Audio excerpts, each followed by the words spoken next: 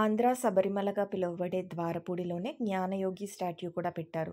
ఇది కోయంబత్తూర్‌లో ఉన్న ఆదియోగి స్టాట్యూ యొక్క రిప్లికా అనమాట.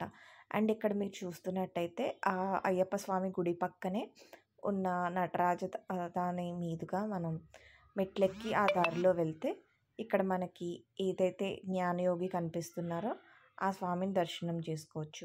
చాలామంది ఇక్కడే ఫోటోలు తీసుకొని వెళ్ళిపోతున్నారు కానీ ఈ పక్క నుంచి వెళ్తే లోపల అదే జ్ఞానయోగి లోపల ఈ గుడిలా ఉంటుంది. ఇక్కడ హుండీ కూడా శివలింగం ఆకారంలోనే ఉంటుంది. అండ్ ఇక్కడ ప్రసాదాలైతే మీకు అరవణ ప్రసాదం ఏదైతే కేరళ అయ్యప్ప ప్రసాదం ఇస్తారో అది, ఇంకా లడ్డు అయితే దొరుకుతుంది. అది కాకుండా ఈ జ్ఞానయోగి స్టాట్యూ లోపల ఈ గుడి దర్శనం 2 చేసుకోవచ్చనమాట. సో, ఇదంతా చేసుకున్న తర్వాత ఆ పక్కనే ఉన్న అయ్యప్ప స్వామి ఆలయం, ఇంకా వెంకటేశ్వర స్వామి ఆలయం ఇవన్నీ కూడా దర్శించుకోవచ్చు.